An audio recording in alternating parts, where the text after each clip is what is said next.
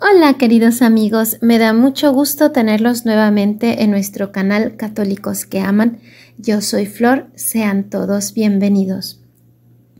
Hoy les traemos la vida de un santo que es famoso por sus largas horas en el confesionario, por sus misas que tocaban el alma de los fieles y porque recibió las estigmas de nuestro Señor Jesús, entre otras muchas gracias.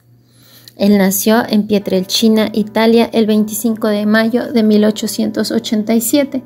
Fue bautizado con el nombre de Francesco al día siguiente de su nacimiento. Sus padres fueron Orazio Forgione y María Giuseppa D'Annunzio. Vivió su infancia y sus años de juventud en Pietrelcina en un ambiente campestre sereno y tranquilo entre la casa, la escuela y la iglesia. La idea de entregar su vida por completo a Dios estuvo presente desde pequeño. Uno de sus directores espirituales, el capuchino padre Agostino Daniele, contó que a los 5 años de edad comenzaron los éxtasis y las apariciones para el padre Pío. Otro de sus directores espirituales, el padre Benedetto Nardella, escribió: a los 5 años ya siente la necesidad de entregar su vida al Señor.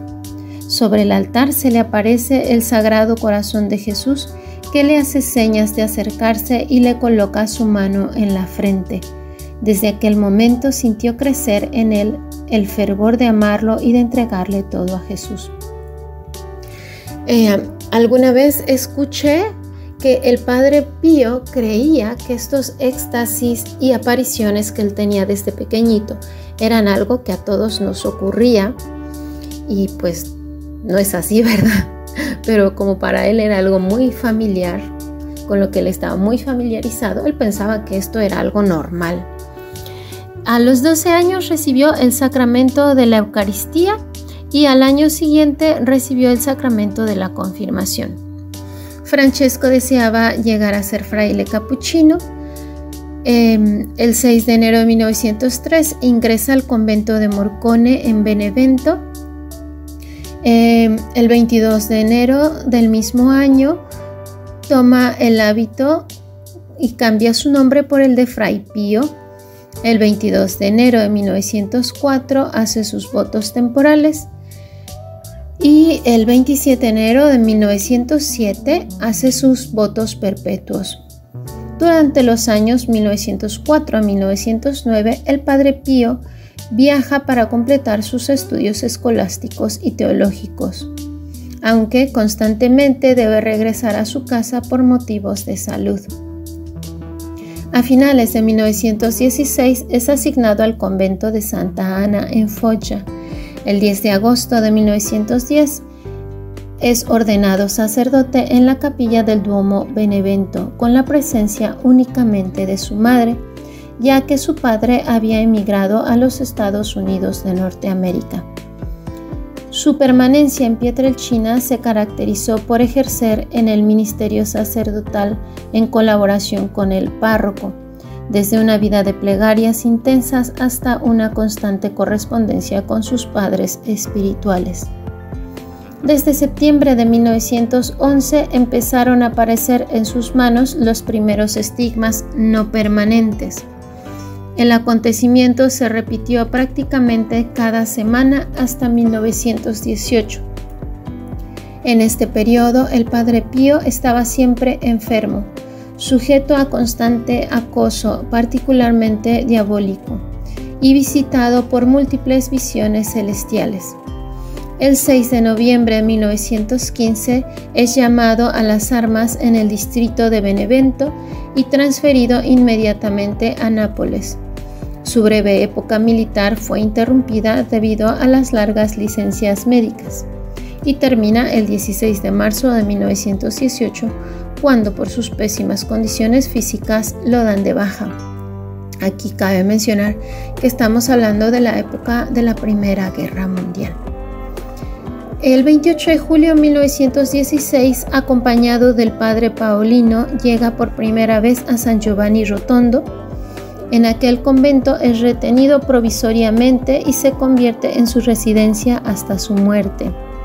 En los primeros 2 años, el padre Pío continuó su correspondencia epistolar con sus directores espirituales, con sus hijas espirituales y con las numerosas almas que se reunían ante él en el convento. Recibe el cargo de director y docente de los seminaristas. Llegando el momento justo, se forma alrededor del Padre Pío un grupo de fieles deseosos de seguirlo espiritualmente. Nace el primer grupo de oración. En 1918 fue para el Padre Pío un año rico en fenómenos místicos y dones divinos. Desde el 5 al 7 de agosto recibe la transverberación del cuerpo. El 20 de septiembre aparecen los estigmas. De 1919 a 1931 vamos a hablar ahora. Este periodo fue muy movido y doloroso en la vida del Padre Pío.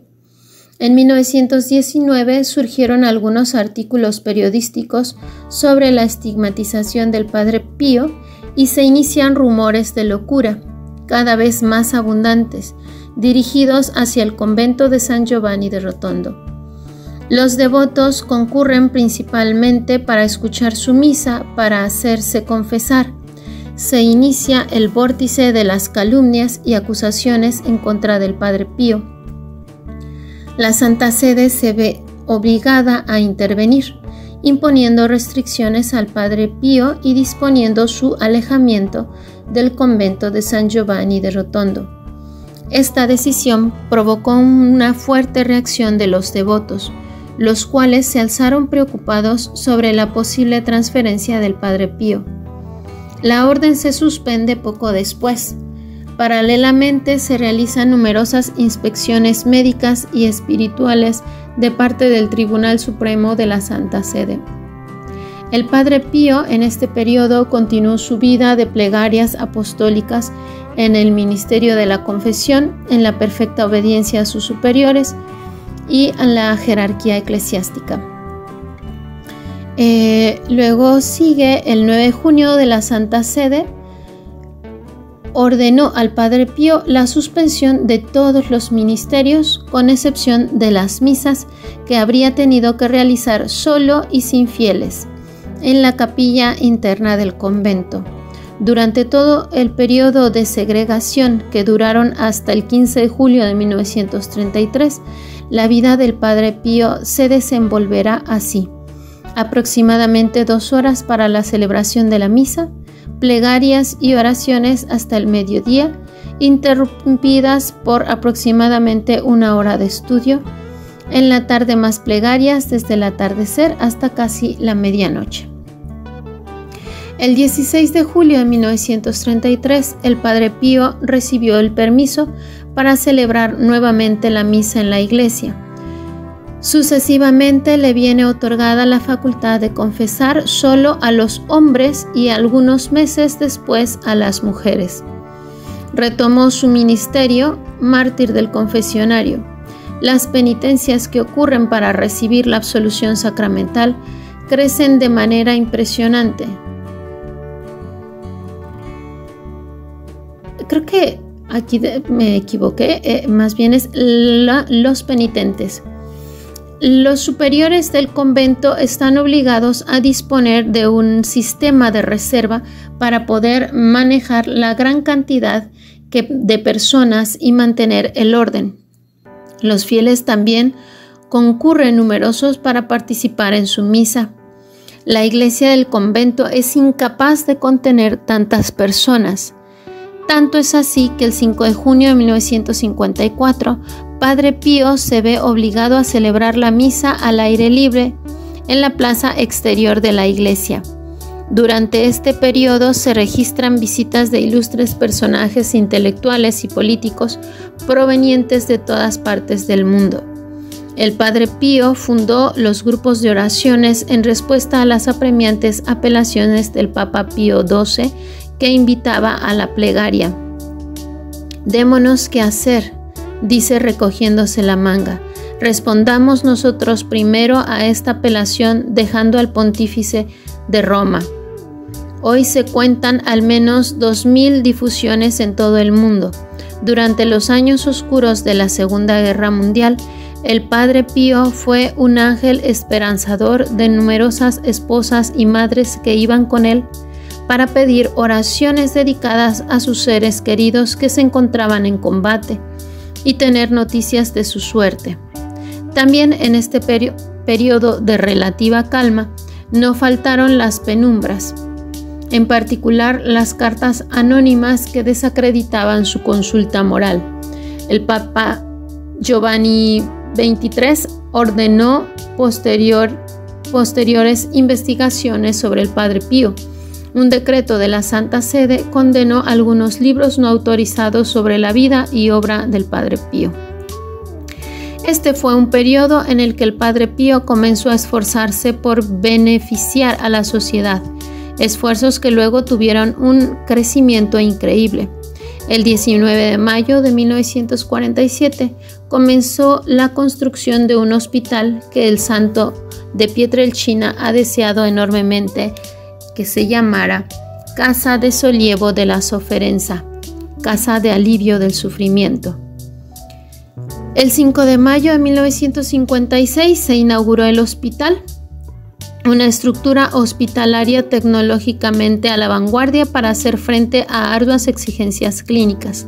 El Padre Pío celebró la Santa Misa al aire libre en la presencia de 15,000 personas. El 2 de julio de 1956 se iniciaron las labores para la construcción de la nueva iglesia para hacerle frente al constante aumento de devotos. En 1956 al 58, inauguración de asilos, escuelas, de un centro de formación profesional. El 1 de julio de 1969, consagración de la nueva iglesia dedicada a Santa María delle Grazie. Una misteriosa enfermedad iniciada el 25 de abril de 1959 terminaría el 7 de agosto durante la visita de la Virgen de Fátima en San Giovanni Rotondo. El Padre Pío atribuyó su curación a la intervención de la Virgen. Del 30 de julio al 17 de septiembre, la visita apostólica de Monseñor Carlo Macari hace explotar nuevamente el caso Padre Pío. La prensa ataca con violencia las jerarquías eclesiásticas, la Orden de los Frailes Capuchinos y el convento de San Giovanni Rotondo. La condición de su salud fue empeorando conforme pasaron los días. Padre Pío camina con mucha dificultad y poco a poco necesita usar silla de ruedas. A menudo no lograba celebrar la misa y el hecho comienza a desatar preocupación entre los fieles. Cada vez más frecuentemente el Padre Pío prefería permanecer solo y rezar. El 24 de noviembre de 1961, por concesión de la Santa Sede, comienza a celebrar la misa sentado. El 10 de agosto de 1960, el Padre Pío celebra 50 años de sacerdocio. En 1962 y los años siguientes, recibió la visita de numerosos obispos y otros prelados directamente desde Roma por el Concilio del Vaticano. El 22 de septiembre a las 5 de la mañana, el Padre Pío celebró la Santa Misa. Al finalizar, tuvo un fuerte colapso sobre el altar. Se aproximó al confesionario para confesarse, pero por su mal estado debió desistir. A las 10:30 bendijo a la multitud que se reunía en la plaza fuera de la iglesia. A las 6 bendijo a los fieles reunidos con una plegaria en la iglesia. En el corazón de la noche, a las 2:30 de la mañana del 23 de septiembre de 1968, fallece, después de haber hecho la confesión sacramental, renovado los votos religiosos y recibido el sacramento de la unción de los enfermos. El cuerpo estuvo expuesto durante 4 días en homenaje a los devotos del pueblo y los fieles. A las 3:30 del 26 de septiembre se celebra el solemne funeral, al cual asistieron aproximadamente 100,000 fieles. A las 10:30 del mismo día fue sepultado. El 20 de marzo de 1983 inicia el proceso para la canonización del siervo de Dios. El 21 de enero de 1990 El Padre Pío es proclamado venerable por Juan Pablo II. El 2 de mayo de 1999 es declarado beato. Y el 16 de junio de 2002, el Padre Pío es proclamado santo por su santidad Juan Pablo II. Bueno, queridos amigos, con esto terminamos. Me gustaría nada más comentar una frase, leerles una frasecita del Padre Pío. No temáis, Jesús es más poderoso que el infierno. Al solo recuerdo de su nombre, todos en el cielo y en la tierra caen de rodillas ante Jesús, consuelo de los buenos y terror de los impíos. Espero que haya sido útil para ustedes. Que Dios los bendiga y atienda todos los anhelos de su corazón. Hasta la próxima.